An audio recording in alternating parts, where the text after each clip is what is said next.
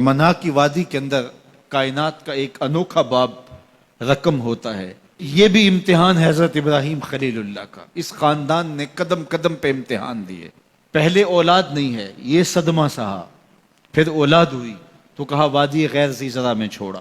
اللہ کا حکم مانا اور وہیں اپنی اولاد کو اور اپنی زوجہ کو چھوڑ چلے آئے. فلسطین میں آ کے آباد ہو گئے. فلما بلغ ماہ السعی، قرآن بتاتا جب وہ چلنے کے قابل ہوئے. ایک روایت میں 7 سال، 8 سال یا 9 سال عمر.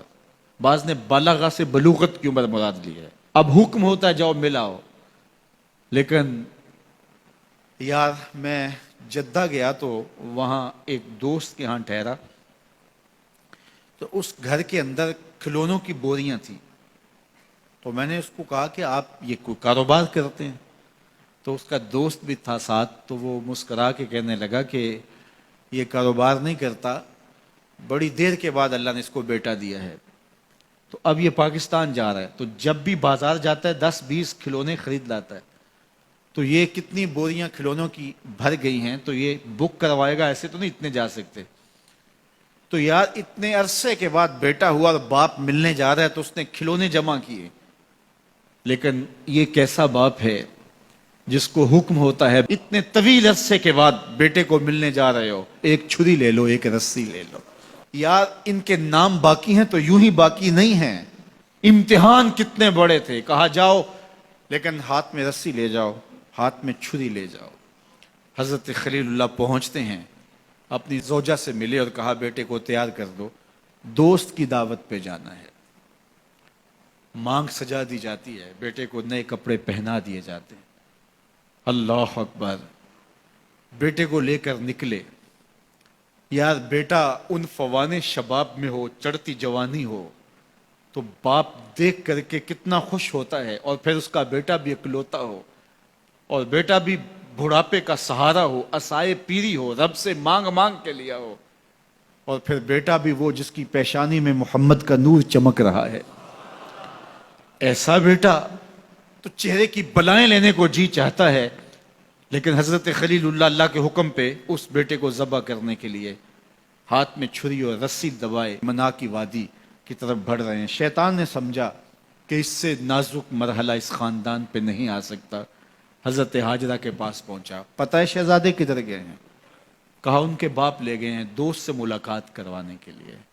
کہا نہیں، وہ ان کو ذبح کرنا چاہتے ہیں. کہا سوچ کے بات کر، وہ باپ ہے ذبح کرے گا؟ کبھی باپ بھی بیٹے کو ذبح کرتا ہے اور بے قصور ذبح کرے گا؟ میں جانتی ہوں کتنی آہ سحرگاہی کا نتیجہ ہے وہ بیٹا. اللہ سے کتنی رو رو کے دعائیں مانگی اور وہ فرزند ملا. کہا وہ اللہ کا حکم سمجھتے ہیں. تو حضرت حاجرہ نے کہا ظالم تو کہیں شیطان تو نہیں؟ اگر رب کا حکم ہے، میری گود میں ایک اسماعیل ہے، کاش 1000 اسماعیل ہوتا، راہ خدا میں قربان کر دیتی. اسماعیل علیہ السلام کے پاس شیطان پہنچتا. اسماعیل پتہ ہے تیرے باپ تمہیں کدھر لے جا رہے ہیں؟ کہا کہ کدھر؟ کہا کہ وہ ذبح کرنے لے جا رہے ہیں. کہا تم سوچ کے بات کرو. ان کی آنکھوں کی چمک نہیں دیکھی؟ میری طرف دیکھتے ہیں تو لگتا ہے کہ ان کی آنکھوں سے شہد ٹپکتا ہے، اور وہ مجھے ذبح کر دیں گے. کہا اللہ کا حکم سمجھتے ہیں. کہا اچھا. کہا ہاں. کہا اسماعیل کے وجود میں ایک جان ہے، کاش میرے ایک ایک بال میں جان ہوتی اور راہ خدا میں قربان کر دیتا. ابراہیم علیہ السلام کے پاس شیطان پہنچ کے بولتا ہے ابراہیم اللہ کو راضی کرنے کے اور تھوڑے طریقے ہیں، ضرور بیٹے کو ذبح کرنا ہے. تو وہ بھی کنکر اٹھا کے مارتے ہیں اور شیطان کو راستے سے ہٹا کے منزل کی طرف بڑھتے ہیں.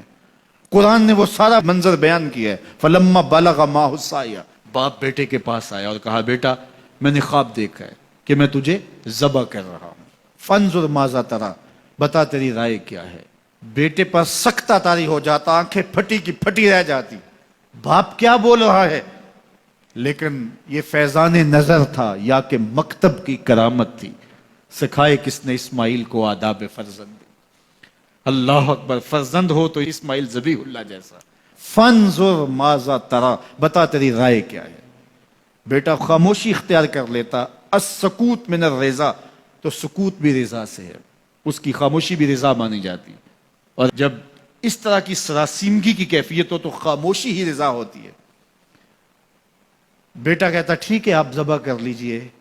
یہ بھی امتثال امر ہوتا، لیکن بیٹے نے 2 قدم بڑھ کے بات کی. بیٹے نے کہا یا ابا تفعل ما تؤمر ستجدنی ان شاء اللہ من الصابرین. ابا جان ذبح کیا ہے، جو کرنا ہے کیجئے. یہ نہیں کہا یا ابا تذبح، ہاں ابا جی ذبح کر لیجئے. ذبح کا جواب ذبح سے نہیں دیا، بلکہ کہا یا ابا تفعل، اے ابا جان کیجئے ما تؤمر، جو بھی حکم ہو.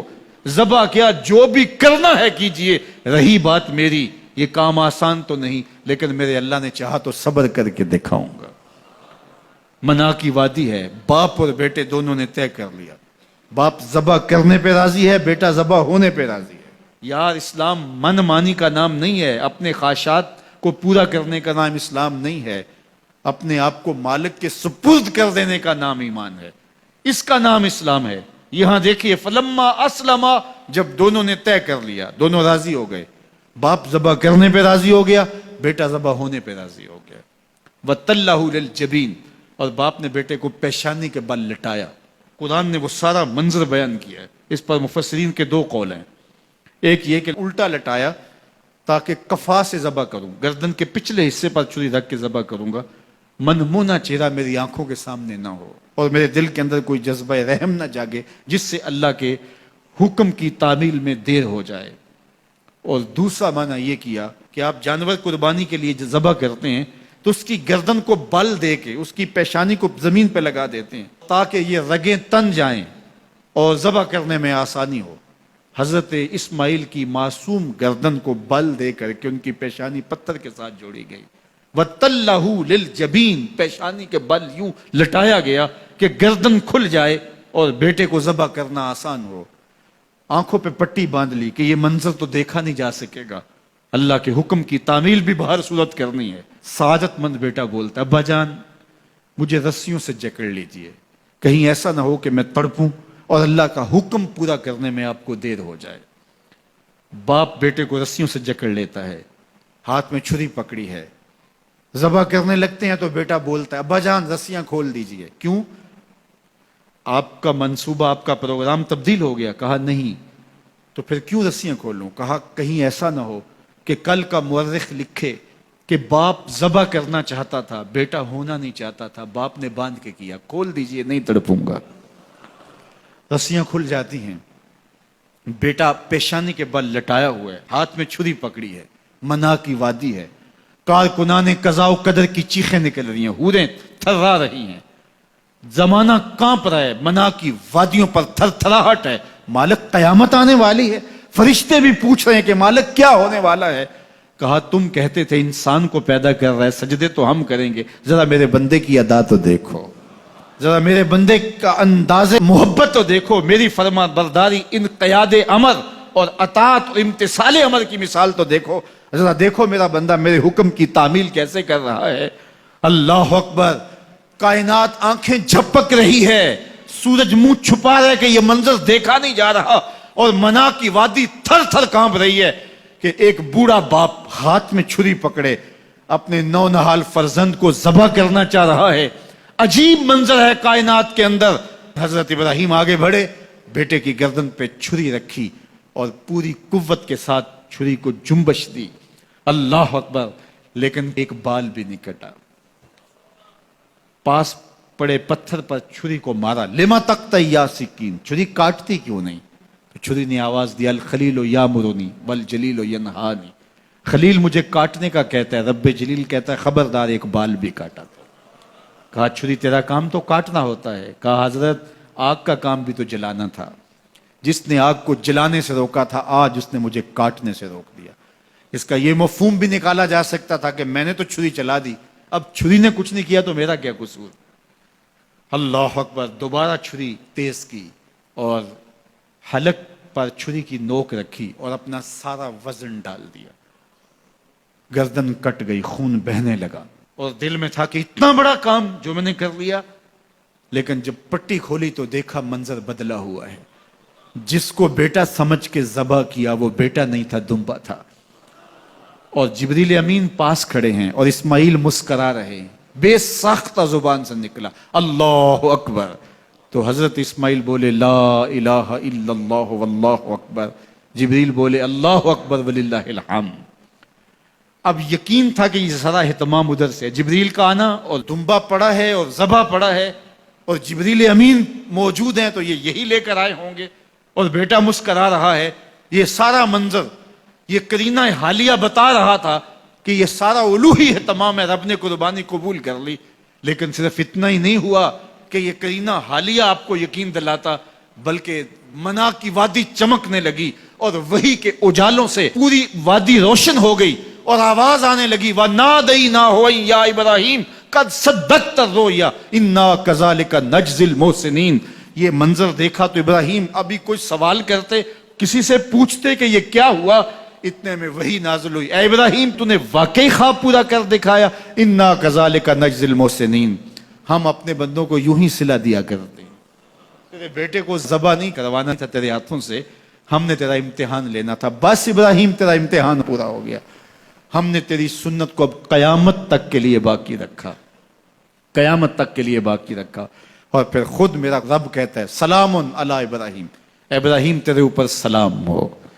اللہ اکبر۔ منا کی وادی کے اندر حج کے موقع پر 40 لاکھ حجاج ہیں، تو کچھ شیوخ عرب کے اور باقی عمراء مخیر سعادت مند لوگ 100 قربانیاں بھی پیش کرتے ہیں، تو کروڑوں قربانیاں منا کی وادی میں ذبح ہو رہی ہوتی ہیں اور حدود حرم میں، اور بے ساختہ زبان پہ نکلتا ہے سلام علی ابراہیم۔ ہر سال یہ شور و غوغا ہوتا ہے کہ اس مرتبہ قربانی بہت مہنگی ہے، شاید زیادہ لوگ قربانی نہیں کر پائیں گے، لیکن جو ہی موسم قربانی کا آتا ہے گلیوں اور بازاروں کے اندر جانور گھوم رہے ہوتے ہیں اور ان کو دیکھ کے بے ساختہ زبان پہ آتا ہے سلام علی ابراہیم، ابراہیم تیرے اوپر سلام۔ تو یہ کتنا بڑا امتحان تھا، کتنی بڑی آزمائش تھی، لیکن اس آزمائش سے سرخرو نکلے، نمبر بھی پورے 100 حاصل کیے، کامیاب اور بامراد اور کامگار ہوئے۔ آج ہمیں اس سنت کو باقی رکھ کر کے ہمیں وہ یاد تازہ کی جا رہی ہے کہ میرے ایسے بندے کہ جو میرے حکم پہ اپنی سب سے عزیز چیز بھی قربان کرنے سے گریز نہیں کیا کرتے۔ ہمارے ایک بزرگ فرمایا کرتے تھے کہ ہر بندے کا ایک اسماعیل ہوتا ہے، جب تک وہ اپنے اسماعیل کی گردن پہ چھری نہیں رکھتا رب کا قرب نصیب نہیں ہوتا۔ تو جو تمہاری محبوب چیز ہے اس کو راہ خدا میں جب تک قربان کرنے کا جذبہ نہیں پاؤ گے، تب تک تمہیں وہ منزل نصیب سعادت کی نہیں ہوگی۔